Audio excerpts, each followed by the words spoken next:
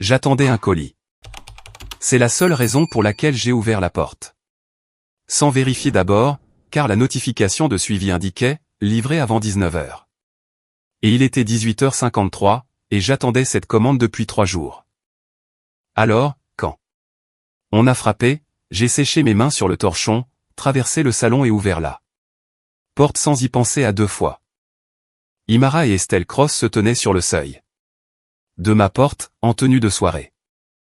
Pas d'appel préalable, pas de SMS, juste elles. 2, posées, délibérées, et habillées comme si elles avaient un endroit important où aller. Après cela, j'ai compris la situation en un seul souffle.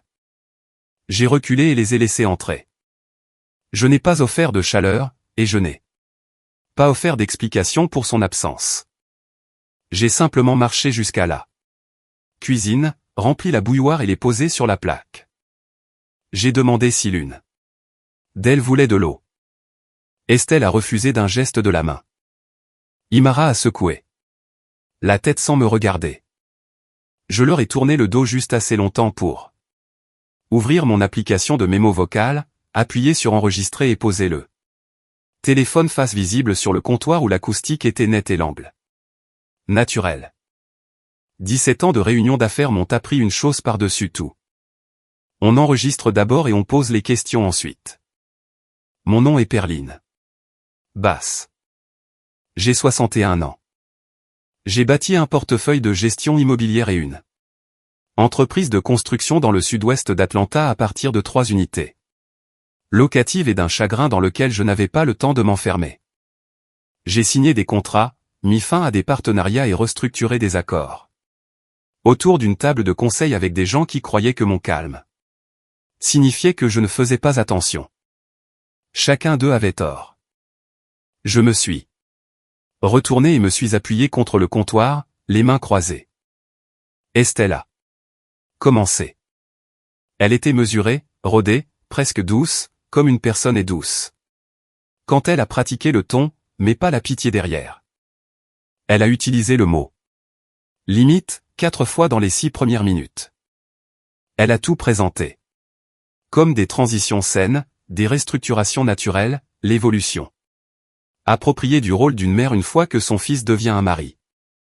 Elle a parlé de Coswell de la même manière que l'on parle d'un actif transféré avec soin, avec un langage conçu pour paraître raisonnable à quiconque pourrait écouter.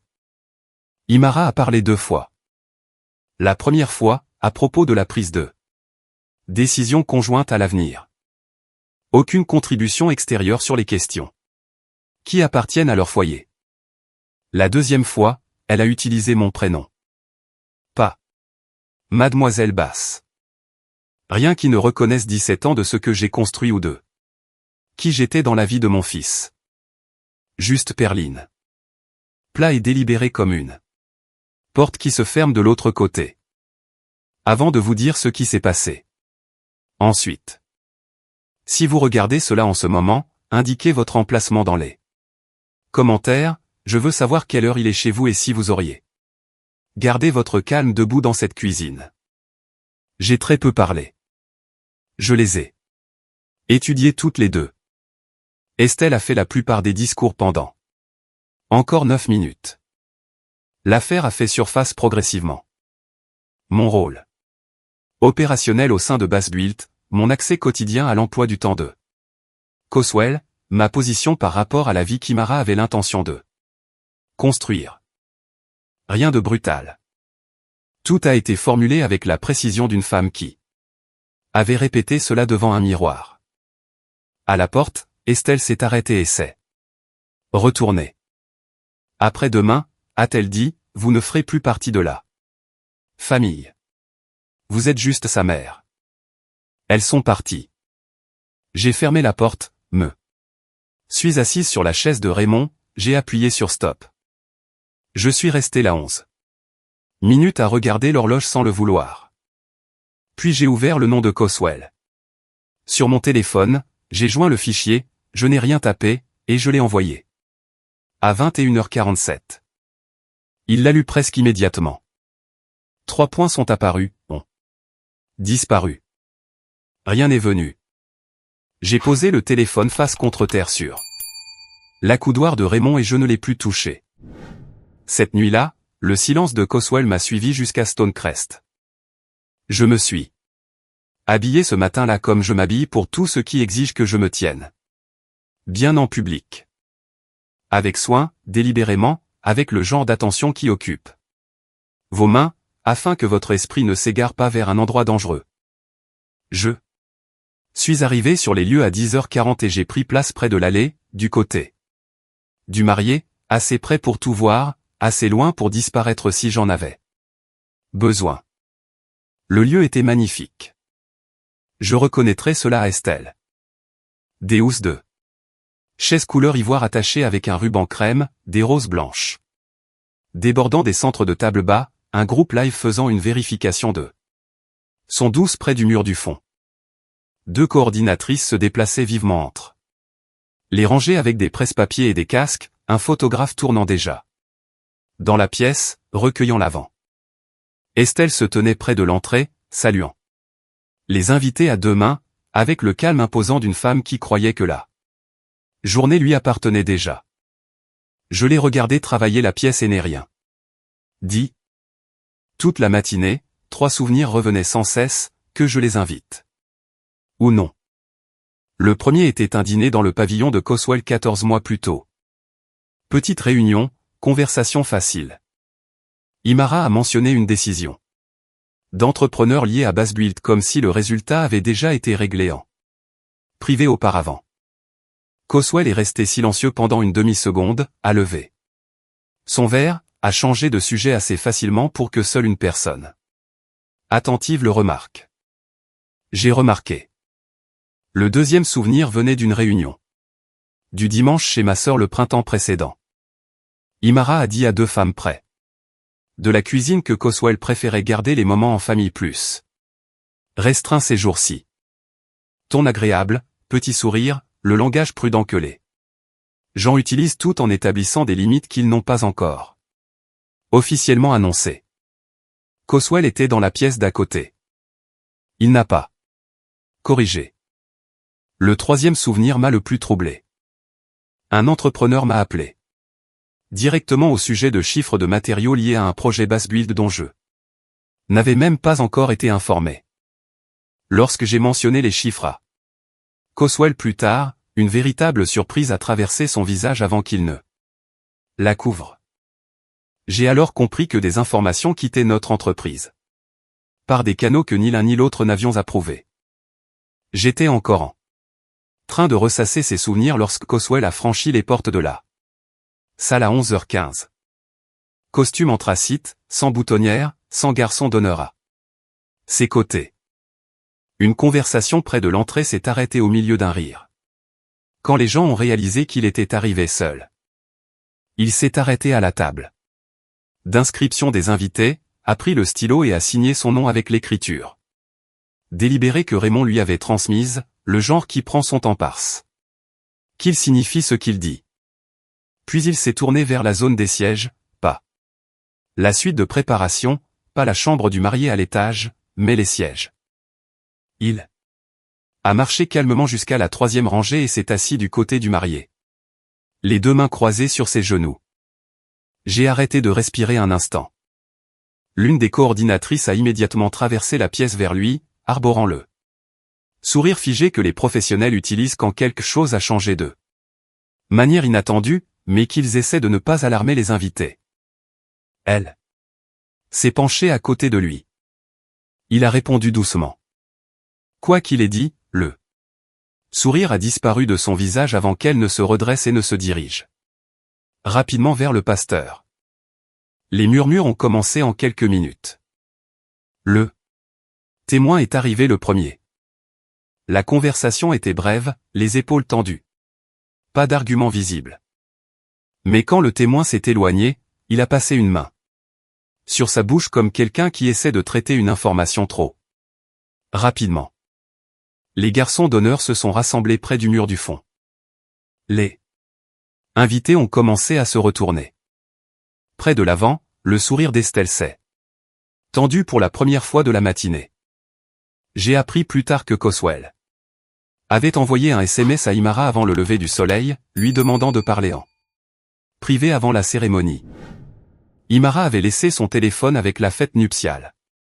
Pendant que la coiffure et le maquillage se succédaient dans la suite à l'étage. Estelle a vu le message en premier lorsque l'une des demoiselles d'honneur lui a tendu le téléphone, pensant que cela pouvait être lié au mariage. Imara ne l'a jamais vu. Un calcul de plus. Une chose de plus qu'Estelle regretterait plus. Tard. À l'étage, le premier rapport a été complètement ignoré. Puis une demoiselle d'honneur est revenue pâle et incapable d'expliquer correctement ce qu'elle venait de voir en bas.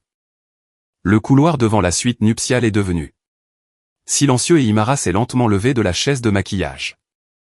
Il se leva quand les murmures atteignirent leur paroxysme. J'ai vu Coswell se lever de la troisième rangée avec la démarche mesurée que je reconnaissais de chaque négociation en conseil d'administration à laquelle nous avions participé. Ensemble. Sans hâte, sans hésitation, la démarche d'un homme qui avait déjà terminé l'argumentation en lui-même et arrivait simplement à la conclusion. Le pasteur s'écarta légèrement sans qu'on le lui demande.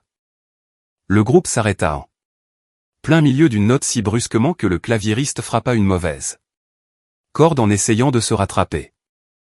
220 personnes se retournèrent en même temps.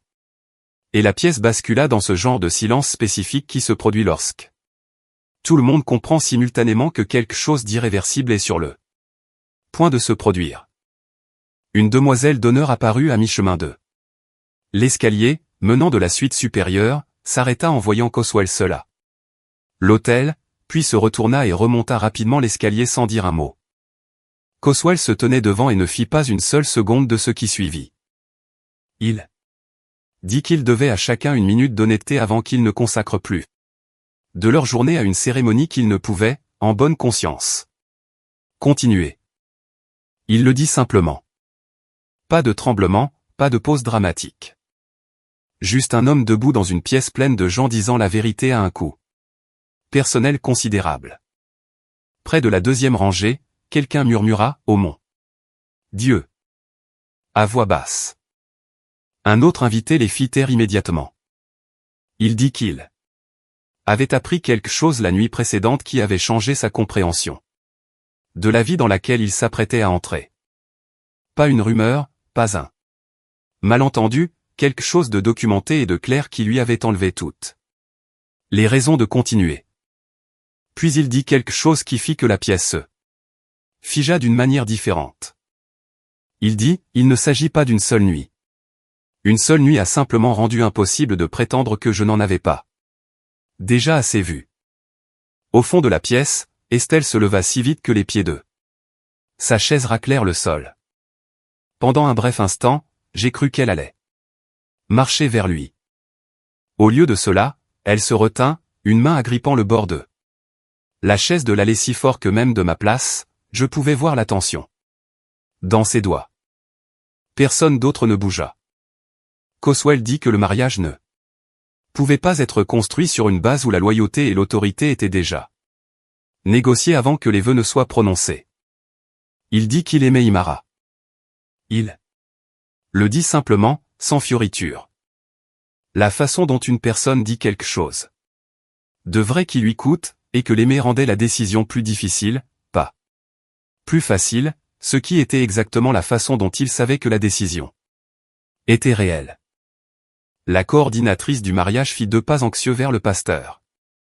Comme si elle avait l'intention d'interrompre, puis s'arrêta quand le pasteur secoua légèrement la tête.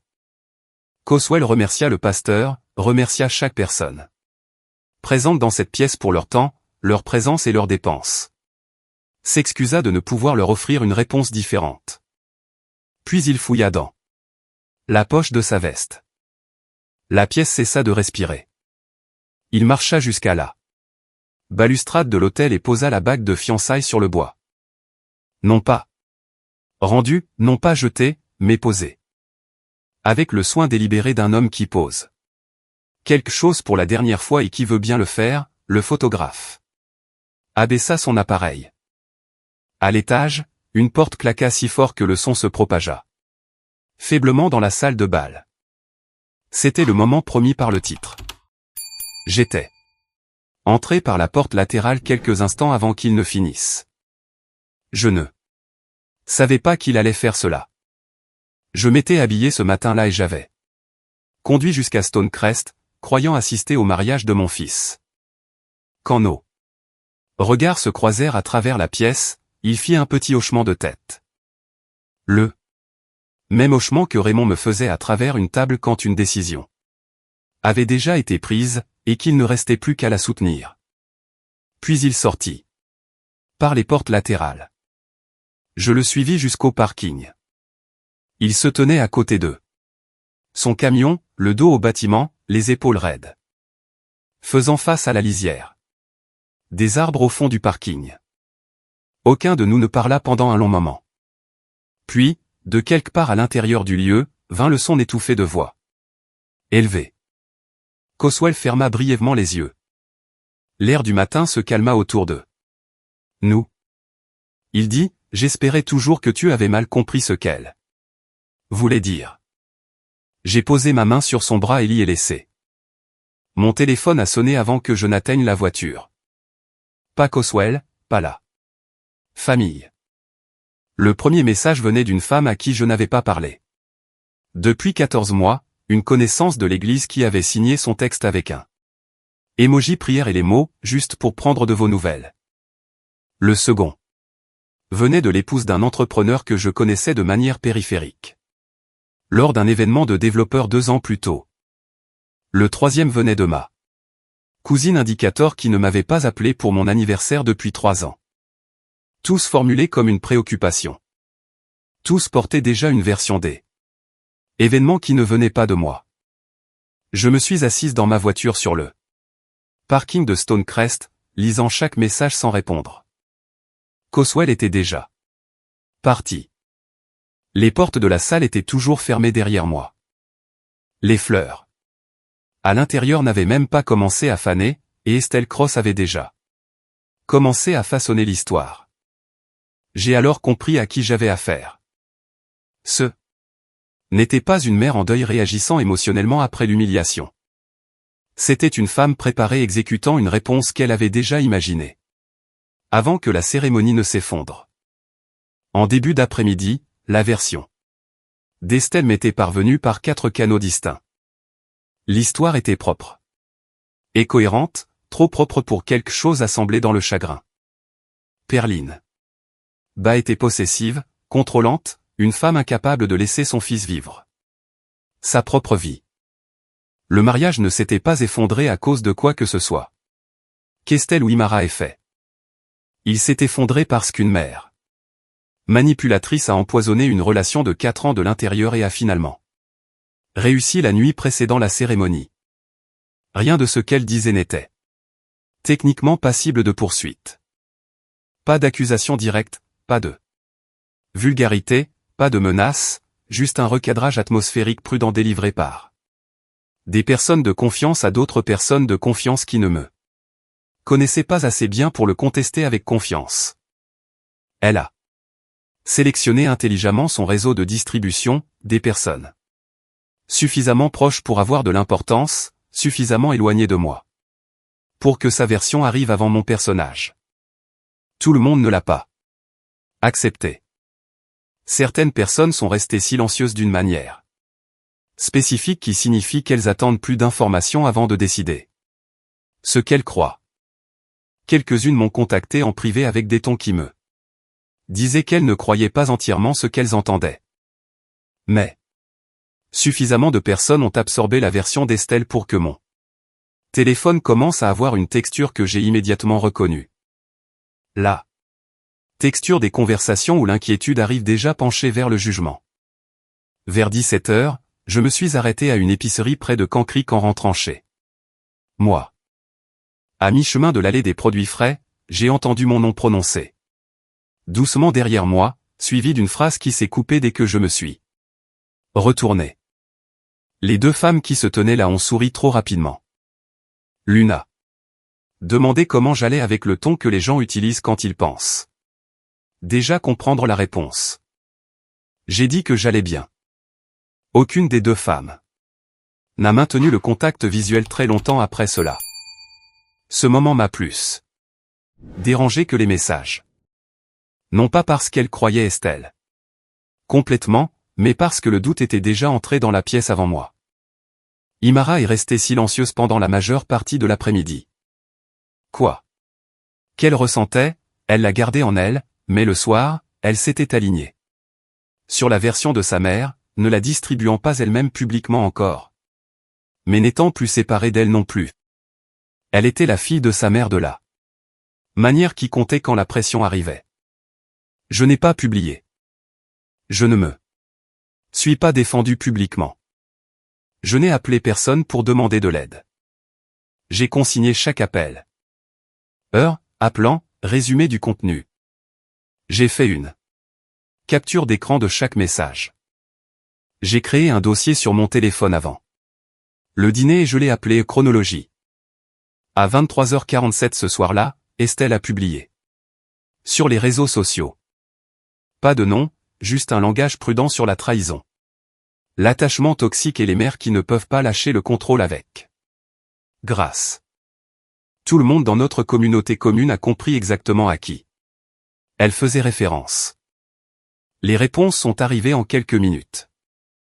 Sympathie, accord, indignation des invités qui rejouaient encore ce qu'ils avaient vu ce matin-là. J'ai lu le message une fois, j'en ai fait une capture d'écran, je l'ai ajouté au dossier, j'ai fermé mon téléphone. Puis je me suis assise sur la chaise de Raymond et j'ai compris quelque chose avec une clarté totale. Estelle avait déjà décidé que c'était une guerre. Elle a préparé son langage, choisi son public, lancé sa première offensive avant même que la salle ne soit entièrement nettoyée, et elle croyait avoir affaire à une femme qui finirait par s'effondrer sous le poids de l'opinion publique. Ce qu'elle ne comprenait pas encore, c'était contre qui elle avait déclaré la guerre.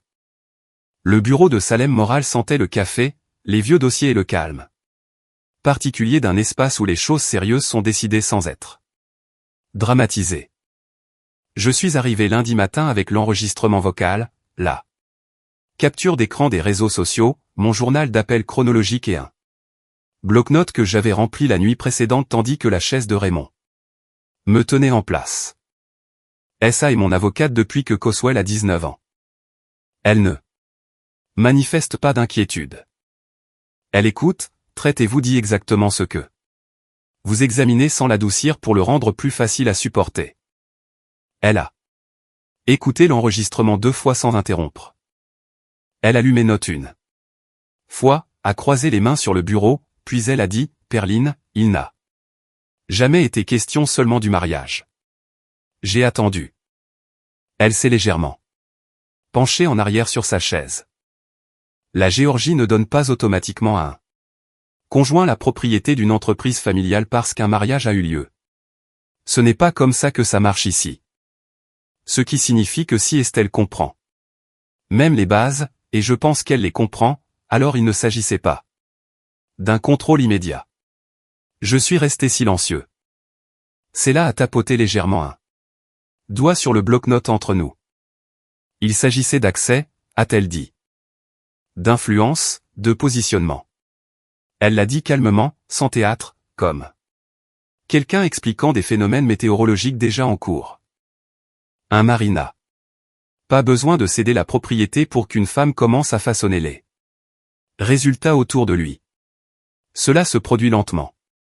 Des conversations à la maison, des opinions répétées assez souvent pour qu'elles ne sonnent plus comme des opinions. Des décisions discutées en privé avant qu'elles n'atteignent le bureau. Elle a fait une pause. J'ai vu des entreprises s'affaiblir de cette manière sans qu'une seule poursuite ne soit jamais intentée. Cela a frappé. Plus fort que tout le reste, a-t-elle dit, parce que cela semblait réel, non. Juridique, humain. SA a tourné légèrement son ordinateur portable et a rejoué une section de l'enregistrement de l'appartement. Les décisions opérationnelles ont besoin de limites plus saines après le mariage. L'audio s'est arrêté. SA m'a regardé par-dessus l'écran. Cette phrase n'était pas émotionnelle. Elle était stratégique. J'ai senti quelque chose de froid se mettre en place en moi.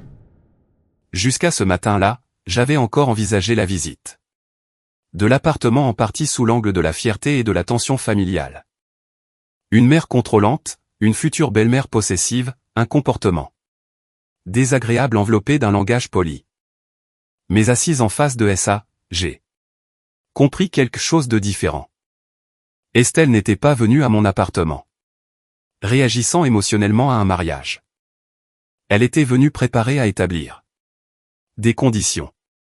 Les vêtements de soirée, la douceur répétée, l'utilisation répétée du mot aux limites. Rien de tout cela n'avait été spontané.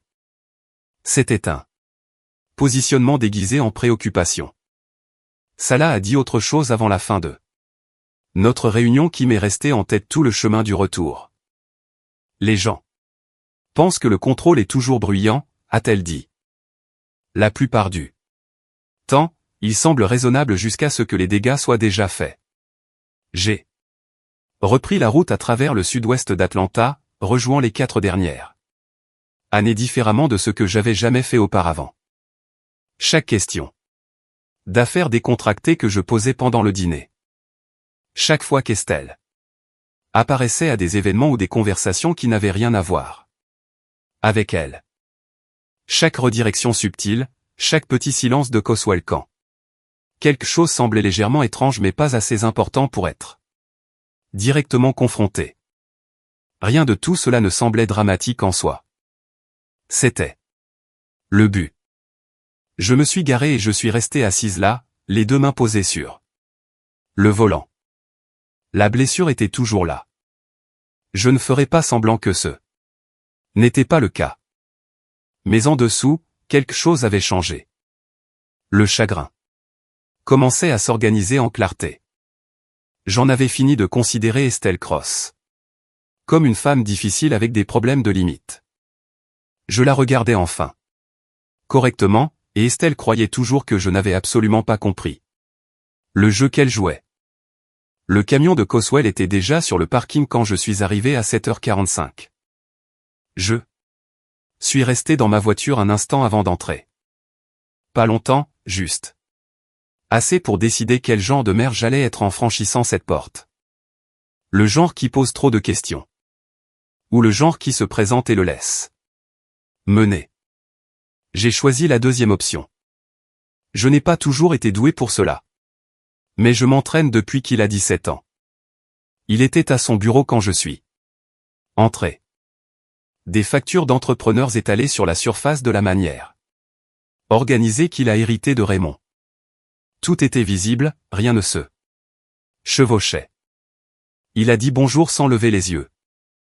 J'ai répondu bonjour et je suis allé faire du café sans m'attarder. C'est ainsi que les semaines suivantes ont pris forme. Coswell se déplaçait dans Bassbuilt comme un homme qui avait pris un accord privé avec lui-même de continuer coûte que coûte. Il dirigeait chaque réunion, rappelait chaque appel, prenait de bonnes décisions financières. Sur 3 négociations d'entrepreneurs distinctes sans me demander mon avis. Non. Pas parce qu'il m'excluait, mais parce qu'il utilisait le travail comme certaines personnes utilisent l'eau, se stabilisant de l'intérieur. J'ai observé l'écart entre la compétence et l'homme qui la produisait et n'ai rien dit. Il y a un chagrin particulier qui ne s'annonce pas. Il n'arrive pas avec des larmes. Ou le silence ou un effondrement visible. Il arrive vêtu d'une chemise repassée. Et de réponses correctes et de la discipline spécifique de quelqu'un qui a décidé que s'effondrer n'est pas une option disponible. Je l'ai reconnu parce que Raymond le portait l'année où son père est mort et a continué de le porter. Jusqu'à ce qu'un soir il s'asseye simplement et ne puisse expliquer pourquoi il était si fatigué. Je n'allais pas laisser Coswell aller aussi loin sans savoir que je le voyais. 3 semaines après le mariage, je suis resté tard pour examiner les renouvellements de bail immobilier et j'ai remarqué son camion toujours sur le parking à 7 heures du soir. Tous les autres véhicules étaient partis. J'ai fermé mon bureau à clé, suis sorti et j'ai frappé à sa vitre. Il a levé les yeux, a déverrouillé la porte sans un mot. Je suis monté du côté passager comme. J'avais l'habitude de le faire quand il avait 16 ans et apprenait à conduire. Assez près pour être présente, assez loin pour le laisser tenir le volant. Nous sommes restés sans parler un moment. Le parking était vide. La soirée était devenue douce et grise sur les bords. Il a dit, je n'ai pas répondu à ton message cette nuit-là parce que j'avais peur que si je commençais à parler, je me dédirais. Je n'ai pas répondu. Il a dit, j'avais besoin du silence pour être sûr que c'était moi qui prenais la décision et non la blessure. J'ai réfléchi à cela un long moment. Son silence la nuit où j'ai envoyé. L'enregistrement m'avait pesé sur la poitrine pendant des semaines, comme quelque chose d'inachevé. Et en 26 mots, il y avait répondu complètement. Le silence n'était pas de la distance. C'était la même discipline que Raymond. Utilisé quand quelque chose importait trop pour une réponse immédiate. La décision devait lui appartenir entièrement ou elle ne tiendrait pas. Il avait compris cela à 32 ans d'une manière que Raymond a mis jusqu'à 40 ans à apprendre. Je ne lui ai pas dit cela. Je suis juste resté jusqu'à ce qu'il soit prêt à partir. Il a démarré le camion à 7h40 et je suis retourné à ma voiture. Suis rentré chez moi à travers le sud-ouest d'Atlanta avec les fenêtres baissées et la soirée s'installant autour de moi.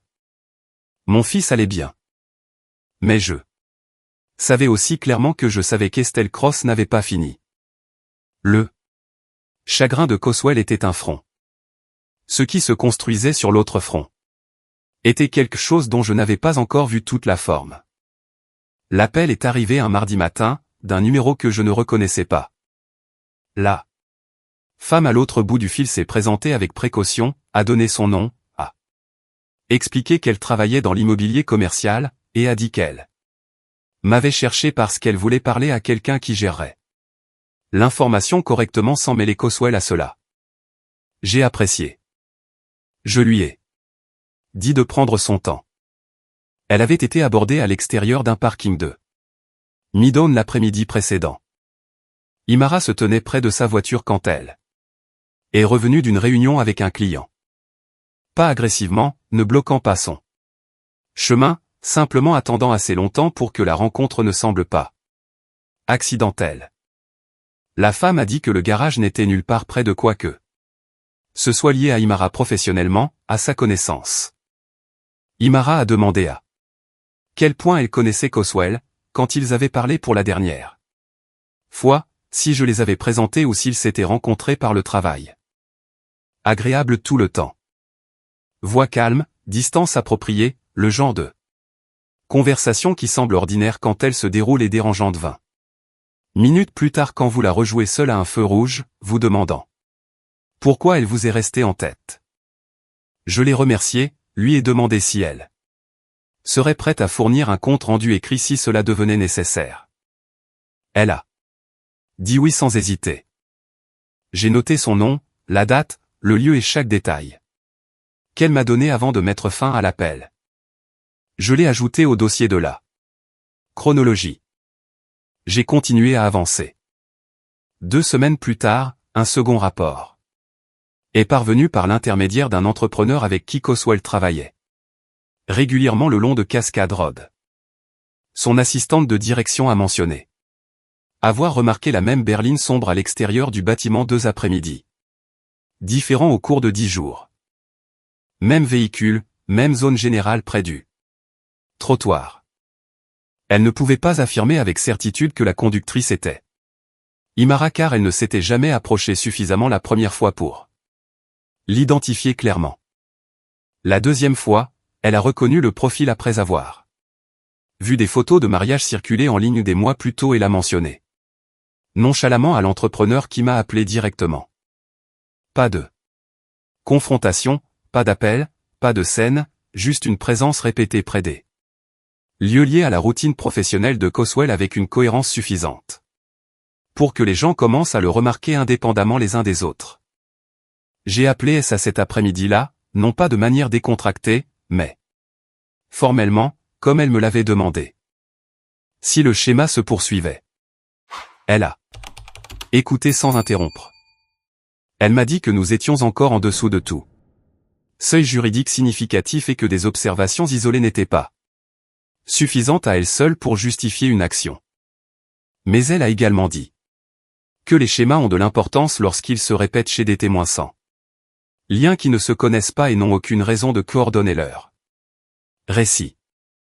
Elle m'a demandé de continuer à tout consigner avec les dates, les lieux et les coordonnées de toute personne prête à documenter ce qu'elle avait observé. Puis elle a dit quelque chose qui m'est resté en tête. Ne présumez pas d'une intention trop tôt, a-t-elle dit. Enregistrez simplement le comportement avec précision et laissez le schéma s'établir.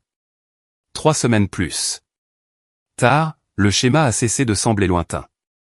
Je suis arrivé dans ma zone de stationnement de Cascade Heights un mercredi soir à 8h15 et j'ai remarqué une voiture de couleur sombre qui tournait au ralenti de l'autre côté de la rue. Phares éteints. Je ne la reconnaissais pas du quartier, bien que cela seul signifiait très peu à Atlanta.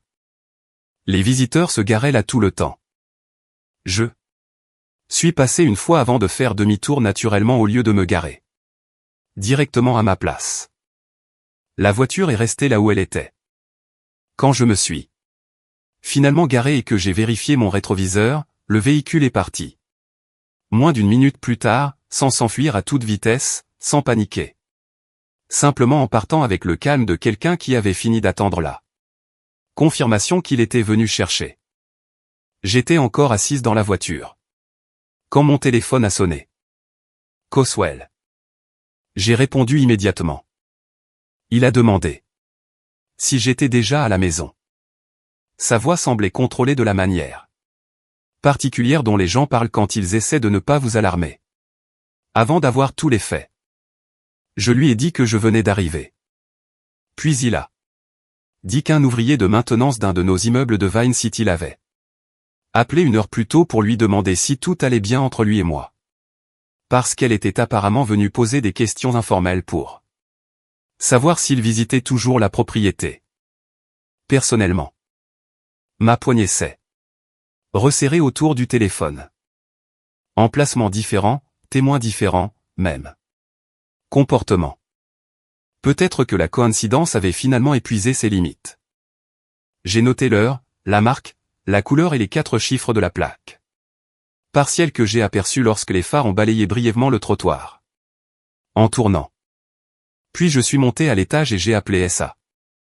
Elle a écouté, a posé 3 questions spécifiques. Puis elle a dit quelque chose qu'elle n'avait pas dit lors de nos conversations précédentes. Elle a dit, d'accord, Perline. Nous ne nous contentons plus de documenter. J'ai aussi noté cela. Lee Fortgen a appelé un jeudi matin et n'a pas pu me regarder dans les yeux. À travers le téléphone. Je connais Lee Ford depuis 6 ans. Nous avons conclu 4 accords de rénovation ensemble sans le moindre litige. Ce n'est pas un homme qui se cache derrière des termes vagues. Il dit ce qu'il pense et pas ça. Autre chose. Alors, quand il a appelé pour suspendre l'accord en cours sur la propriété de Cascade Road et a utilisé le mot « instabilité » 2 fois dans les 90 premières secondes, j'ai immédiatement compris que le langage était emprunté. Je lui ai demandé de définir l'instabilité telle qu'elle se rapportait aux opérations réelles de Bas-Built. Il n'a pas pu, a dit qu'il avait entendu des préoccupations de personnes en qui il avait confiance et qu'il voulait attendre avant de s'engager davantage. Je lui ai dit que je comprenais et que l'accord serait toujours là quand il serait prêt. Je l'ai remercié, j'ai mis fin à l'appel, je l'ai noté. 2 jours plus tard, notre bureau de comptabilité a reçu une plainte anonyme via le portail du Better Business Bureau, remettant en question l'éthique des entrepreneurs de Bas-Built et les pratiques de gestion interne, aucune accusation spécifique, aucun incident vérifiable n'y étant joint. Juste un langage suffisamment vague pour forcer un processus de réponse formel et créer une annotation publique consultable jusqu'à ce que l'affaire soit examinée. SA a traité la réponse personnellement dans les 24 heures. La plainte n'a abouti à rien. Je l'ai tout de même enregistré. 3 jours plus tard. Une femme de mon équipe de gestion immobilière a soumis sa démission par email. Courte, polie, aucune explication au-delà de la poursuite d'autres opportunités. Quand elle est venue chercher ses affaires, elle ne voulait pas me regarder dans les yeux. Je ne l'ai pas pressée. À ce moment-là, j'avais compris quelque chose d'important sur les méthodes d'Estelle. Les personnes influencées progressivement par la préoccupation et la suggestion ont tendance à défendre l'influence plus fermement si elles se sentent embarrassées de l'avoir cru. Les presser ne fait que les enfoncer plus profondément dans la version qu'elles ont déjà acceptée. Je l'ai remercié pour son travail, lui ai souhaité bonne chance. Et j'ai ajouté la démission au journal avec la date et le contexte environnant. Le dimanche, la température à l'église avait changé d'une manière spécifique qui vous dit que des conversations avaient eu lieu dans des pièces où vous n'étiez pas invité. Une femme qui m'avait réservé une place dans la 4e rangée. Chaque dimanche pendant 2 ans était déjà assise à côté de quelqu'un d'autre. Quand je suis arrivé, elle a souri en me voyant. Le sourire prudent de quelqu'un qui gère discrètement la distance tout en décidant si elle se sent justifiée de le faire. Je me suis assise là où je pouvais trouver de la place et j'ai gardé mon visage neutre. Pendant les annonces, l'un des ministres associés a brièvement remercié les membres qui continuaient de soutenir une réconciliation familiale saine pendant des situations publiques difficiles. La moitié de la salle regardait devant elle. L'autre moitié ne regardait nulle part. Estelle ne m'accusait pas de crime. Elle faisait quelque chose de plus durable que cela. Elle créait un doute atmosphérique, le genre qui ne pèse jamais assez lourd pour se défendre directement parce qu'il n'arrive que rarement comme une déclaration complète. Il arrive comme une préoccupation, comme une hésitation, comme des voix baissées après que votre nom entre dans la pièce. Elle comprenait exactement où se situait la limite entre le troublant et l'actionnable et restait du bon côté avec une précision exercée. J'ai montré à Coswell l'ensemble du schéma ce week-end-là, l'appel de Lyford, la démission, la plainte du BBB, la température de l'église, la chronologie reliant tout cela aux semaines suivant la publication d'Estelle sur les réseaux sociaux. Il a réfléchi un instant en silence. Puis il a dit, elle avait planifié tout. Cela avant même qu'elle ne vienne à votre appartement. Je lui ai dit que je pensais qu'il avait raison. Il a hoché la tête une fois, puis a dit, alors. Nous ne réagissons pas. Nous enregistrons. J'ai regardé mon fils et j'ai compris que la discipline de Raymond n'avait pas sauté une génération après tout. Je suis rentré chez moi ce soir-là et j'ai créé un 2e dossier. Séparé de la chronologie. Interférence professionnelle. L'appel de Lyford est devenu la première entrée. La plainte du BBB, la 2e, la démission, la 3e, les observations de l'église, la 4e. À la fin du mois, le dossier contenait 6 incidents distincts. Estelle agissait depuis des mois avec la confiance d'une femme qui croyait que la patience n'appartenait qu'à elle. Cette confiance était sa première erreur. La 2e erreur était encore à venir.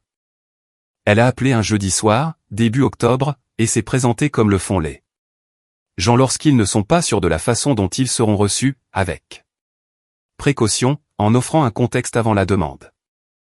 Elle travaillait dans les achats pour une entreprise de logistique de taille moyenne. Elle avait rencontré Coswell 2 fois lors d'événements industriels communs et avait échangé des cartes de visite avec lui, comme le font les professionnels, poliment, sans que rien ne se développe au-delà d'une interaction occasionnelle sur LinkedIn. Elle n'avait aucun intérêt personnel dans ce qui s'était passé à ce mariage. Elle appelait parce que cet après-midi-là, Imara se tenait à nouveau devant son immeuble de bureau, et il ne semblait plus responsable de rejeter le schéma. Comme une coïncidence. Je lui ai dit que j'écoutais. Au cours des 2 mois précédents, elle avait remarqué Imara 4 fois distinctes près de lieux liés à sa propre routine plutôt qu'à celle de Coswell. Une fois près de son Immeuble de bureau, une fois à l'extérieur d'un événement de réseautage à Midtown, 2 fois dans des parkings liés à des endroits qu'elle visitait régulièrement après le travail. Aucune des rencontres n'impliquait de confrontation. C'est ce qui la troublait le plus. Imara se comportait comme quelqu'un qui essayait très soigneusement de ne pas paraître regarder quoi que ce soit. La femme a également reçu 3 messages textes au cours de la même période.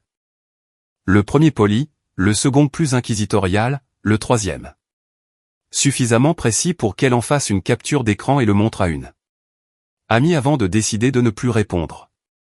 Puis elle m'a parlé de l'appel téléphonique. 10 jours plus tôt, Imara l'a appelé directement tard le soir. La femme a répondu via le système Bluetooth de sa voiture en rentrant chez elle. Mais il y a eu un léger délai de connexion, et Imara a apparemment supposé que l'appel était allé sur messagerie vocale avant que l'audio ne s'ouvre complètement, alors elle a continué à parler. La femme est restée silencieuse et a laissé la ligne ouverte. Ce qui a été enregistré via le système du tableau de bord n'était pas une confession parfaite que l'on entend dans les films. Certaines parties étaient étouffées par le bruit de la route et les clics des clignotants. Quelques phrases étaient difficiles à distinguer clairement, mais le ton général était sans ambiguïté, des questions insistantes sur qui Coswell passait son temps avec, s'il m'avait mentionné récemment, si certaines femmes de son cercle professionnel étaient toujours en contact avec lui. Pas de menaces, rien d'explosif, mais assez pour établir une pression. Assez pour faire comprendre qu'il ne s'agissait pas d'une femme en deuil faisant une erreur émotionnelle après une rupture. Il y avait un but, une direction, de la patience, la retenue particulière de quelqu'un qui essayait encore de contrôler un récit qui lui avait déjà échappé. J'ai demandé si elle serait prête à fournir une déclaration écrite si nécessaire. Elle a dit oui sans faire de pause. Je l'ai remerciée, j'ai noté tout ce qu'elle m'avait dit avec la même précision que j'avais utilisé depuis la nuit où j'avais créé le dossier de la chronologie. Puis j'ai appelé SA avant 22h et lui ai raconté le récit complet. SA a posé 4 questions, a dit qu'elle aurait besoin des captures d'écran, du fichier audio, de la déclaration écrite, les métadonnées conservées exactement telles que collectées. Puis elle m'a dit de l'appeler lundi. Ce week-end-là, j'ai complètement nettoyé la table de ma salle à manger. J'ai tout étalé sous la lumière du plafond dans l'ordre chronologique. L'enregistrement de l'appartement, chaque capture d'écran depuis la publication d'Estelle sur les réseaux sociaux, chaque journal d'appel, chaque note de témoin, les entrées de passage avec les dates et les plaques partielles, le compte rendu de l'entrepreneur, la démission, les observations de l'église, la déclaration écrite de la femme de l'immobilier commercial d'il y a 2 mois, et maintenant les messages textes, les photographies et l'audio imparfait du tableau de bord d'une femme sans lien avec ma famille et absolument aucune raison de s'impliquer. À moins que ce dont elle ait été témoin ne l'ait véritablement troublée. Je me suis tenu au bord de cette table et j'ai regardé ce à quoi ressemblaient 4 mois de documentation lorsqu'ils étaient rassemblés au même endroit. Pas de chagrin, pas de coïncidence, pas de malentendus isolés se déroulant indépendamment. Un schéma soutenu, coordonné, maintenu avec la cohérence qui n'existe que lorsque l'intention existe d'abord. Estelle agissant contre ma position professionnelle et sociale. Imara refusant de relâcher la surveillance sur les personnes liées à l'homme qui est parti. 2 pistes distinctes évoluant en parallèle, ni l'une ni l'autre accidentelle, ni l'une ni l'autre ne s'arrêtant. Je me suis assise à cette table jusqu'à 1h du matin. Puis j'ai tout organisé par date, créé une deuxième copie complète et stocké les 2 à des endroits séparés. Je documentais depuis 4 mois. Je ne documentais plus. Il est arrivé à midi un dimanche, portant le calme particulier qu'il avait depuis le mariage, présent, fonctionnel, et gardant quelque chose juste sous la surface qu'il n'avait pas encore déposée. J'avais cuisiné un rôti de pot-au-feu, du riz, le pain de maïs qu'il mangeait à cette table depuis qu'il avait 9 ans. Il s'est assis, s'est servi une assiette raisonnable, et a mangé comme une. Personne mange quand la nourriture n'est pas ce pourquoi elle est venue. Mécaniquement, poliment, en mangeant suffisamment pour éviter de me demander. Quand il a poussé l'assiette de côté, j'ai complètement débarrassé la table. Puis je suis allé dans la chambre et je suis revenu avec les 2 copies de la documentation et j'ai tout étalé devant lui dans l'ordre chronologique. Je n'ai pas fait de commentaires, ne lui ai pas dit comment se sentir ou quoi conclure. Je l'ai simplement guidé depuis le début. Le premier appel de la femme de l'immobilier commercial, le rapport du gestionnaire de bureau de l'entrepreneur.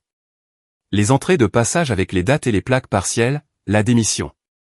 La distance de l'église, l'appel de Lyford avec son langage emprunté, les messages textes, les photographies, et les 47 secondes d'audio qu'une femme sans lien avec notre famille avait enregistré sans essayer.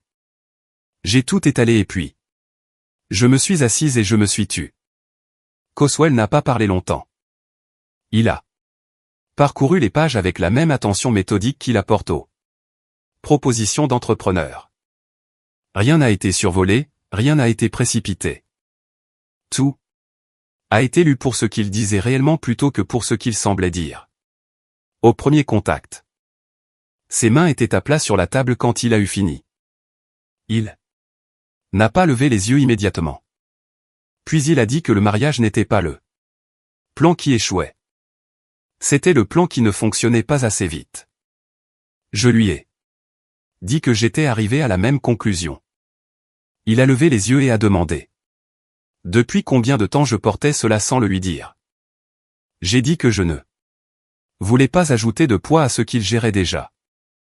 Il m'a regardé de la même manière que Raymond me regardait quand j'avais fait quelque chose d'entièrement raisonnable qu'il aurait tout de même souhaité que je fasse différemment.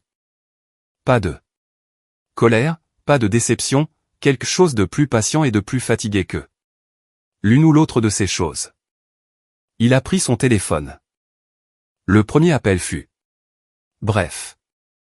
Il s'est identifié, a mentionné le nom de Saylor comme référence, et a confirmé un rendez-vous pour jeudi matin avec un avocat qui s'occupait de harcèlement et de procédures de protection. L'appel entier a duré 4 minutes. Il a raccroché et a passé le second appel avant que j'aie fini de traiter le premier. Le second fut plus court. Un homme a répondu à la deuxième sonnerie.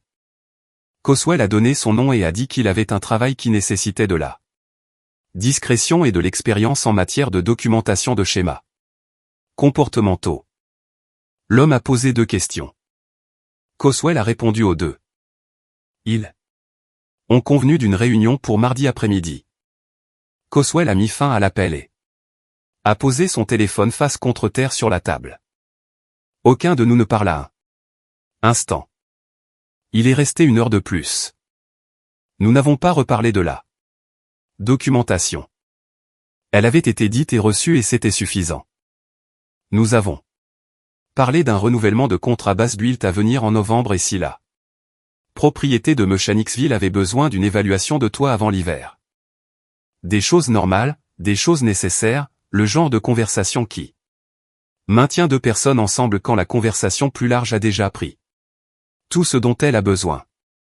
À la porte, il m'a étreint. Le genre long, pas le bref contact d'un fils qui part après le dîner du dimanche, mais le genre qui signifie que quelque chose est transféré entre 2 personnes qui n'ont pas besoin de le nommer. Il est sorti sans me dire exactement ce qui allait suivre. J'ai fermé la porte à clé et je me suis tenu dans le calme de mon appartement. Le poids était toujours là, mais pour la première fois depuis des mois, il n'était pas à moi seul de le porter. Elle avait été prudente pendant longtemps. Des mois passés à opérer dans l'espace où le comportement est troublant mais non passible de poursuite. Des publications sur les réseaux sociaux sans nom. Des conversations chuchotées qui s'évaporent avant de pouvoir être retenues. Un doute atmosphérique distribué par des canaux communautaires qui fonctionnent entièrement au bouche à oreille et à la confiance. Elle savait exactement où se trouvait la limite. Elle était restée Du bon côté avec la précision exercée de quelqu'un qui avait déjà fait cela ou avait été conseillé par quelqu'un qui l'avait fait. Puis elle l'a franchi. Un promoteur avec qui Bassbilt avait travaillé sur 2 cycles de contrat a reçu un message texte transféré un mardi matin. Le message venait d'Estelle. Il faisait référence à un processus d'appel d'offres spécifique lié à un contrat de rénovation Bassbilt de l'année précédente. Il laissait entendre que les chiffres financiers de ce contrat avaient été manipulés. Il suggérait que le promoteur pourrait vouloir reconsidérer son association continue avec l'entreprise avant que ce qui allait arriver ne devienne public. C'était suffisamment spécifique pour être passible de poursuite et suffisamment écrit pour être conservé. Il me l'a transféré sans commentaire. Le même après-midi, j'ai appelé SA avant la fin de la journée de travail et lui ai lu mot pour mot. Elle est restée silencieuse un instant. Puis elle m'a demandé de lui envoyer directement par email crypté et de venir jeudi matin. J'étais dans son bureau. À 9 heures. Elle avait imprimé le message et l'avait placé au centre de son bureau. Elle m'a expliqué ce qu'elle regardait sans rien précipiter.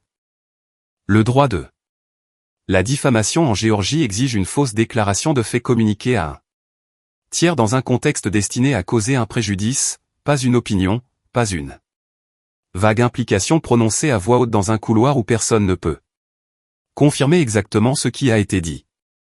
Une déclaration suffisamment spécifique pour être mesurée par rapport à des dossiers vérifiables, communiqués par écrit à un tiers ayant une relation professionnelle avec le sujet. Conçu explicitement pour amener ce tiers à se retirer d'une association commerciale. Estelle avait rempli tous les éléments. Les dossiers financiers de Bassbilt concernant le cycle de contrat nommé étaient propres, documentés et entièrement vérifiables sur 3 ans. Il n'y avait aucune manipulation de chiffres. Il n'y avait aucune irrégularité d'aucune sorte. La plainte n'était pas seulement fausse. Elle était spécifiquement et démontrablement fausse d'une manière que nos dossiers pouvaient prouver sans ambiguïté. SA a déposé la plainte en diffamation la semaine suivante. L'avocat d'Estelle a contacté SA dans les 4 jours, recommandant un règlement anticipé. Discret, maîtrisé, traité avant que la documentation jointe au dossier n'entre dans les registres publics. C'était le bon conseil. Estelle l'a refusé. Elle avait passé des mois à calculer que tout ce que je construisais n'était rien de plus qu'une collection de captures d'écran et de sentiments blessés d'une mère blessée, déguisée en stratégie juridique. Elle croyait comprendre les limites de ce que j'avais. Elle croyait qu'elle gagnerait. Cette confiance excessive, la même confiance excessive qui s'habillait en tenue de soirée et se tenait sur le seuil de ma porte pour me dicter ses conditions, fut la chose qui la mena sur un chemin vers une salle d'audience qu'elle ne pouvait pas contrôler. SA m'a regardé par-dessus le bureau. Quand nous avons fini d'examiner le dossier, elle a dit qu'elle l'avait enfin mis par écrit. Je suis rentré chez moi à travers le sud-ouest d'Atlanta et je me suis assise sur la chaise de Raymond dans le calme particulier d'un appartement où rien ne m'était demandé pour le reste de la soirée. Le message était enregistré. Les dossiers étaient prêts. Les mois de documentation qu'Estelle avait rejeté comme sentiment n'étaient plus attachés à une procédure judiciaire portant son nom. La femme qui est venue à ma porte en croyant avoir déjà gagné venait de me donner tout ce dont j'avais besoin pour en finir. Coswell a déposé plainte un jeudi matin et je n'étais pas là quand il l'a fait. Il ne m'avait pas demandé de venir et je n'avais pas proposé certaines choses qu'un homme adulte doit faire sans sa mère à ses côtés. Non pas parce qu'elle n'est pas la bienvenue, mais parce que l'acte doit lui appartenir entièrement au. Il aura moins de poids quand il se produira. J'ai compris cela. Je suis resté au bureau de Bassbilt à examiner les renouvellements de bail et à attendre que mon téléphone me montre la confirmation qu'il avait promis d'envoyer une fois que ce serait fait. C'est arrivé à 11h43. Déposé, fait. La requête demandait Une ordonnance de protection temporaire nous désignant tous les deux comme parties protégées en attendant une audience complète. S.A. m'avait soigneusement préparé à la possibilité que le juge puisse la rejeter d'emblée, retarder l'action jusqu'à une audience, ou restreindre considérablement la demande. Les juges de Géorgie varient considérablement sur ces dépôts à moins que la documentation ne montre un schéma soutenu plutôt qu'un inconfort isolé. Ce que l'avocat de Coswell a soumis était 8 mois de schéma soutenu. Des déclarations de témoins signés de 3 femmes indépendantes. Des journaux de passage avec des dates et des numéros de plaques partielles. Des photographies horodatées plaçant le véhicule d'Imara près d'endroits sans base professionnelle pour une présence répétée. L'enregistrement audio du tableau de bord. Le résumé comportemental de l'enquêteur documentant des incidents répétés dans plusieurs endroits sur plusieurs mois. Et l'enregistrement original de l'appartement de la nuit précédant le mariage qui a déclenché tout cela. 8 mois de travail discret. Attaché à un seul dépôt. En début d'après-midi, le tribunal a émis une ordonnance temporaire en attendant un examen formel à la prochaine date d'audience. Restrictions limitées, pas de harcèlement direct, pas de contact. Répétés indésirables, pas d'utilisation de tiers pour communiquer autour d'eux. L'ordonnance. Plus étroit que ce que Coswell avait initialement demandé, mais suffisant pour établir qu'un juge estimait que la documentation justifiait une intervention temporaire jusqu'à ce que l'affaire puisse être entendue pleinement. Cela importait, non pas parce que cela résolvait quoi que ce soit immédiatement, mais parce que cela déplaçait la situation des murmures vers le dossier. Imara n'était pas à son adresse enregistrée lorsque l'huissier a fait la première ou la deuxième tentative. Le rapport de l'enquêteur avait déjà noté qu'elle semblait séjourner par intermittence chez un parent après que le dépôt de la plainte en diffamation soit devenu public. L'huissier l'a finalement atteinte à son lieu de travail à la 3e tentative. C'était une procédure, pas un spectacle. Le dépôt est devenu public l'après-midi. Le soir, j'ai compris ce que le dossier public signifie réellement au sein d'une communauté qui avait absorbé la version d'Estelle des événements pendant 8 mois. Les personnes qui avaient accepté son récit avaient maintenant accès à la documentation. Elles ne pouvaient pas l'adoucir, la rediriger ou la distribuer sélectivement par le biais de conversations de confiance. Le matériel existait simplement, daté, signé, spécifique, et joint à des dépôts entraînant des conséquences s'il était intentionnellement falsifié. Lee Ford m'a appelé à 16h37. Il ne sait pas excuser directement. Lee Ford n'est pas un homme qui utilise ce mot facilement. Et je n'en avais pas besoin. Il a dit qu'il avait examiné certaines informations. Et qu'il voulait réexaminer l'accord de rénovation. Je lui ai dit que S.A. enverrait des conditions mises à jour d'ici la fin de la semaine, les remercier. Ajouter l'appel au journal, et continuer à avancer. Estelle a publié une réponse. En début de soirée. Une déclaration sur les réseaux sociaux qualifiant le dépôt de harcèlement de la part d'une famille et conduite, refusant d'accepter qu'une relation ait pris fin. Elle a utilisé le mot « et conduite » 2 fois. Les personnes qui avaient réellement examiné le dépôt n'ont pas trouvé cette explication satisfaisante. J'ai regardé les réponses sous sa déclaration changée lentement au cours de la soirée.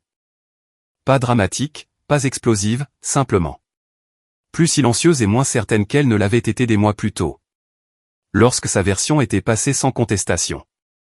Je me suis assise dans mon appartement ce soir-là, mon téléphone face contre terre sur la table, et j'ai pensé à quelque chose que Raymond m'avait dit l'année de la naissance de Coswell. Que la femme qui attend le bon moment n'est pas passive. Elle est en mode conservation. Que la patience n'est pas une faiblesse habillée de meilleurs vêtements. C'est une stratégie qui n'a pas encore montré tout son visage. J'avais conservé pendant 8 mois. La dépense ne faisait que commencer. Les affaires civiles ne se déroulent pas comme les gens s'y attendent. Il n'y a Pas de moment unique où tout éclate. Pas de confrontation dramatique dans une salle d'audience où la vérité arrive comme un verdict avant le verdict. Cela se déroule comme l'eau s'écoule à travers de vieilles infrastructures. Régulièrement, sans annonce, trouvant chaque fissure qui a toujours été là et l'élargissant progressivement jusqu'à ce que la structure ne puisse plus retenir ce qu'elle a été construite pour retenir. Les demandes de communication de pièces ont été envoyées en janvier. Ce qui est revenu n'était pas un document dévastateur. C'était une accumulation, de la même manière que ma documentation s'était accumulée, de messages transférés, de relevés d'appels et de communications écrites qui racontaient une histoire fondamentalement incompatible avec la version qu'Estelle avait présentée à quiconque voulait bien l'écouter au cours des 8 derniers mois. La première personne à se manifester fut la femme qui avait quitté mon équipe de gestion immobilière sans me regarder dans les yeux. Elle a contacté Scylla directement, a dit qu'elle y pensait depuis que le dépôt de l'ordonnance restrictive était devenu public et avait décidé qu'elle ne pouvait pas garder le silence sur ce qu'elle savait. Estelle l'avait contactée à plusieurs reprises sur plusieurs semaines avant sa démission, pas une fois, plusieurs fois, avec des allégations spécifiques sur mes pratiques de gestion présentées comme des connaissances d'initiés de quelqu'un ayant un accès direct à la situation. Elle l'avait cru. Elle ne le croyait plus maintenant. Elle a fourni une déclaration écrite couvrant chaque conversation, chaque date qu'elle pouvait confirmer, et chaque allégation spécifique qu'Estelle avait faite. Elle l'a signée et l'a soumise sans qu'on le lui demande 2 fois. Sa déclaration a rejoint le dossier. La découverte a ensuite tiré les communications directes d'Estelle avec Lee Ford. Ce que ces messages ont montré n'était pas un membre de la communauté concernée partageant une inquiétude honnête. Ils ont montré un effort délibéré et répété pour introduire le doute, en utilisant un langage qui empruntait la crédibilité de la proximité, impliquant des connaissances qu'elle n'avait pas, faisant référence à des détails qu'elle ne pouvait pas vérifier, et le présentant constamment comme quelque chose sur le point de faire surface publiquement. Lee Ford avait reçu 4 messages distincts sur 3 semaines avant de m'appeler pour suspendre l'accord de rénovation. Il a renouvelé le contrat Basebuilt avant la fin de la phase de découverte. N'a pas discuté directement des messages avec moi. N'avait pas besoin de le faire. Le dossier parlait de lui-même.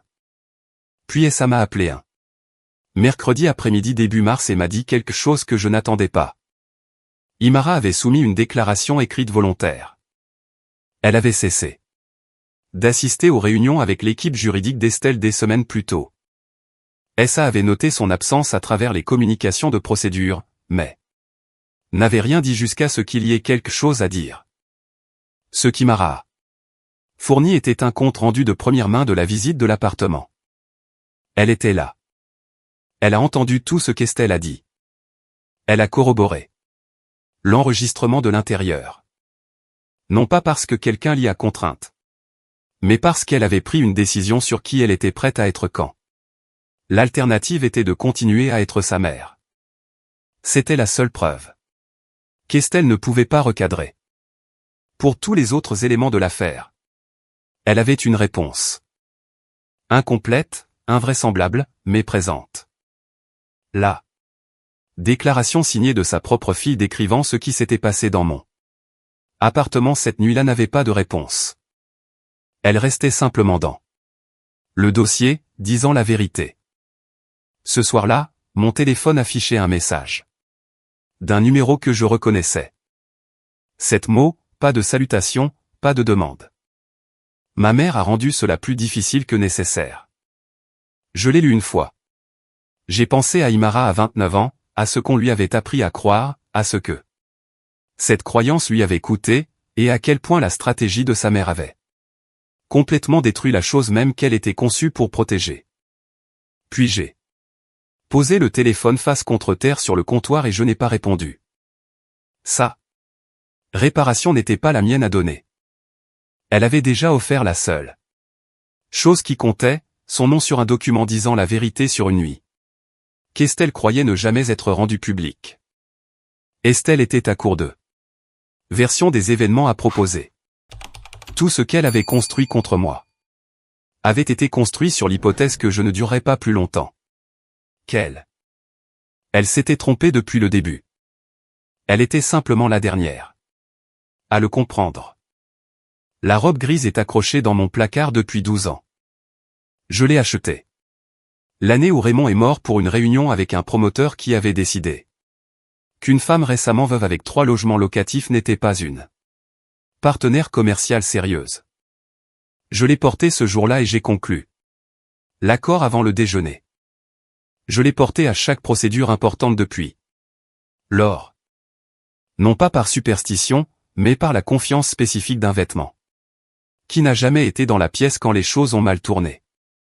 Je l'ai mise le matin de l'audience civile et je me suis rendu au tribunal sans appeler personne. Près de 11 mois s'étaient écoulés depuis le mariage. Déposition, échange de pièces, tentatives de médiation qui n'ont abouti à rien. Prolongation demandée par l'équipe juridique d'Estelle après que des communications supplémentaires aient fait surface lors de la production de documents. L'affaire avait progressé comme les affaires civiles sérieuses progressent généralement, lentement, coûteusement, et avec suffisamment de paperasserie pour que toutes les personnes impliquées soient fatiguées d'entendre leurs propres noms associés à cela. Ça a été déjà dans le couloir quand je suis arrivé. Nous n'avons rien examiné. Tout avait déjà été examiné. Trop de fois pour que cela compte encore. Elle a simplement hoché la tête et nous sommes entrés ensemble. Coswell était 2 rangées derrière moi. Je ne me suis pas retourné pour le confirmer. Je connais sa posture comme je connais ma propre écriture, et je pouvais le sentir calme et présent, et cela était suffisant. Le tribunal civil n'est pas conçu pour le spectacle. Il n'y a pas de moment où une seule révélation éclate tout et la pièce réagit. Il y a une procédure. Il y a des dossiers lus comme preuve. Il y a des déclarations écrites présentées dans la séquence qui rend leur signification collective inévitable. Il y a des avocats qui présentent les arguments qui leur sont disponibles et un juge qui a vu toutes les versions de chaque argument et ne s'intéresse qu'à ce que la documentation soutient. L'avocat d'Estelle a présenté les arguments qui lui étaient disponibles. Il n'était pas sans structure. Mais la structure n'est pas la même que la fondation. Et ce sur quoi il construisait avait été compromis bien avant ce matin. Ça a présenté les arguments qui lui étaient disponibles. Elle ne les a pas joués. Elle les a présentés de la manière dont elle présente tout, dans l'ordre, sans excès. Laissant le dossier porter le poids qu'il avait mérité. Sous contre-interrogatoire, les propres communications écrites d'Estelle lui ont été relues, le message transféré au promoteur, les 4 messages à Lyford, les relevés d'appel reconstitués par la découverte montrant l'étendue et la répétition de sa campagne. Et la déclaration volontaire d'Imara, le compte rendu de sa propre fille sur ce qui a été dit dans mon appartement cette nuit-là, entrée et reconnue sans aucune explication qu'Estelle aurait pu offrir. Et que la salle aurait trouvé crédible. Sa défense ne s'est pas effondrée à cause d'un seul mensonge exposé. Elle s'est effondrée par accumulation, par répétition, par une trace écrite qu'elle n'avait pas cru que j'étais capable de construire. La femme qui avait opéré dans le déni plausible pendant des mois n'a pas pu maintenir ce déni une fois que ses propres mots lui ont été relus à côté de dossiers, de chronologies et de déclarations de témoins recueillis sur près d'1 an. Le jugement était financier, suffisamment important pour faire mal, un dossier public permanent, paruneux de la manière dramatique que la télévision aime imaginer. Mais suffisamment substantiel pour que les discussions de règlement reprenant presque immédiatement après concernant les autres réclamations. Après, j'ai rassemblé mes documents, remercié SA dans le couloir avec la concision spécifique de 2 personnes qui ont fait ce qu'elles étaient venues faire. Coswell a marché avec moi jusqu'au parking sans parler. Dans l'ascenseur, il a brièvement posé sa main sur mon épaule. J'ai posé ma main sur la sienne un instant. Les portes se sont ouvertes et nous sommes allés à nos voitures. Je n'ai pas regardé en arrière vers l'entrée du palais de justice. J'ai appris plus tard que les membres de la communauté qui avaient suivi l'affaire avaient vu Estelle sortir seule. Pas de famille à ses côtés, pas de Victoire dans sa façon de se tenir, juste une femme dans une belle blouse, marchant vers sa voiture avec le silence particulier de quelqu'un qui n'a plus de version des événements à offrir. Elle n'a pas perdu une audience. Elle a perdu l'architecture qu'elle avait passé des années à construire autour d'elle. Je m'étais déjà tourné vers ma propre voiture avant qu'elle n'atteigne la sienne. Il n'y avait plus rien à regarder. Plus d'1 an s'est écoulé depuis que j'ai ouvert cette porte, attendant un colis. Je me tiens à la fenêtre du même appartement de Cascade Heights où 2 femmes sont arrivées en tenue de soirée, croyant avoir déjà décidé comment mon histoire se terminerait. La lumière du soir se pose dans les arbres le long d'eux. La route comme elle le fait dans cette partie d'Atlanta en automne, rendant les choses ordinaires plus douces sur les bords. J'ai vécu dans cet appartement pendant 11 ans. Je l'ai choisi délibérément alors que j'aurais pu me permettre quelque chose de plus grand parce que Raymond a toujours dit que le bon espace est celui qui contient ce qui compte sans vous obliger à remplir le reste. Je n'ai jamais eu besoin de remplir le reste. Basbuilt est intact. 11 propriétés. Intactes. L'accord d'exploitation portant le nom de Raymond sur le document fondateur et le nom de Coswell à côté du mien est intact. Rien de restructuré. Rien de cédé, rien de négocié lentement à une table de dîner sous le poids de l'influence de quelqu'un d'autre. Je pense parfois à Estelle, pas souvent et pas avec cruauté, juste le reflet d'une femme qui a vu un long calcul enfin rencontrer sa propre arithmétique. Le jugement n'a pas détruit sa vie. La vraie vie est rarement aussi théâtrale, mais il a déstabilisé ce qu'elle appréciait le plus. L'apparence de l'autorité, la confiance de la communauté, l'image soigneusement entretenue d'une femme qui semblait toujours liée aux bonnes personnes et aux bonnes informations. Ce genre de dommage ne disparaît pas rapidement à Atlanta. Imara s'est éloignée de sa mère discrètement et complètement. Je ne l'ai pas vue depuis presque 1 an. Une fois, 3 mois. Après l'audience, je l'ai vue de l'autre côté d'un parking de supermarché près de Camp Creek. Elle m'a vu aussi.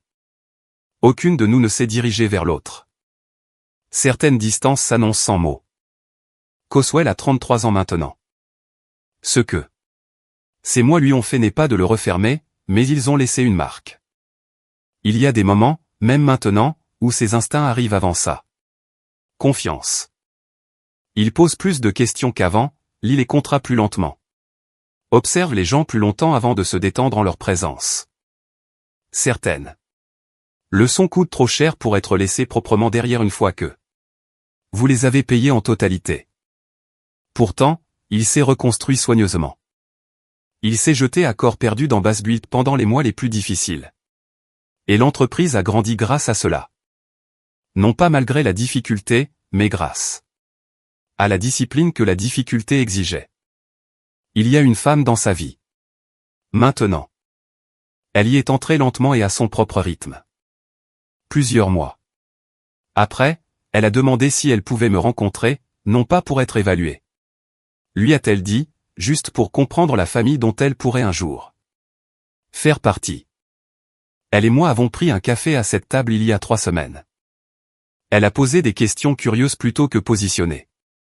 Elle a écouté sans calculer. Elle est partie sans essayer d'obtenir quoi que ce soit d'autre que la conversation elle-même.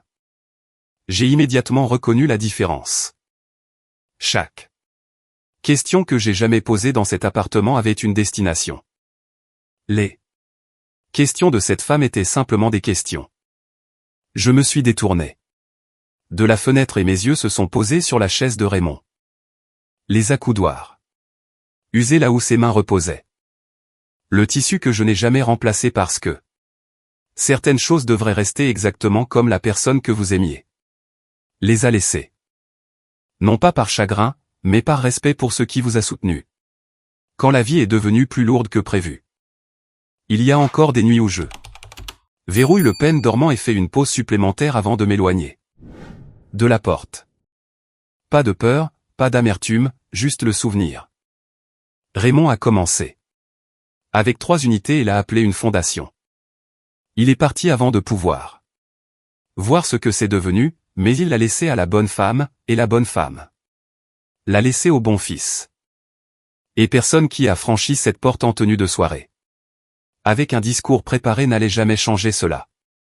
Je n'ai pas besoin de dire que j'ai gagné. Les 11 propriétés le disent. L'accord d'exploitation le dit. Le nom de Coswell à côté du mien sur quelque chose qui est toujours debout le dit. Certaines choses n'ont pas besoin d'une ligne de conclusion.